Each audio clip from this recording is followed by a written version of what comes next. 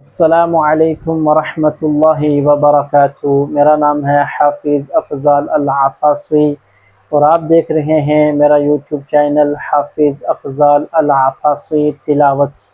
قرآن پاک تجوید کے سبق نمبر 9 کے اندر ہم آپ کو خوش آمدید کہتے ہیں۔ جیسے کہ آپ کو معلوم ہے کہ پچھلی ویڈیو کے اندر ہم نے حرف دال اور ذال کا مخرج سمجھا تھا۔ آج انشاءاللہ تعالی حرف را کا مخرج سمجھیں گے کہ حرف را کا مخرج کہاں سے ادا ہوتا ہے۔ یاد رکھیں یہ وہ والا حرف ہے قرآن مجید کے اندر کبھی موٹا اور کبھی باریک پڑھا جاتا ہے، لیکن اس وقت میں آپ کو یہاں پہ اگر بتاؤں گا کہ یہ کب باریک اور کب موٹا پڑھا جاتا ہے، ایسے آپ کو بالکل بھی سمجھ نہیں آئے گی۔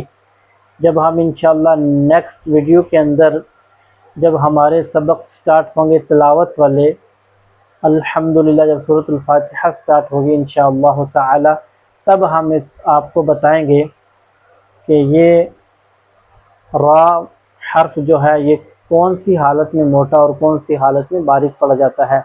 یہاں پر میں اس وقت آپ کو صرف اس کا مخرج بتاؤں گا اور تھوڑا سا تعارف کرواؤں گا۔ اس کا مخرج کچھ اس طرح ہے، اوپر کے جو سامنے والے دانت ہیں اور سامنے والے دانتوں کے پیچھے جو اوپر مسوڑوں کا جو اوپر والا حصہ ہے، ٹھیک ہے، وہ دانتوں کے مسوڑوں کے اوپر والے حصے کو پیچھے، دانتوں کے پیچھے مسوڑوں کے اوپر والے حصے کے ساتھ آپ نے زبان کی نوک لگانی ہے، ٹھیک ہے۔ یہ یاد رکھنے، اس کا مخرج مشکل نہیں ہے، ہر عام انسان کو حرف را پڑھنا آتا ہے، لیکن اس کی چند چیزیں سمجھنی ہوتی ہیں کہ یہ کون سی حالت میں موٹا اور کون سی حالت میں باریک پڑھا جاتا ہے، یہ پتہ ہونا چاہیے۔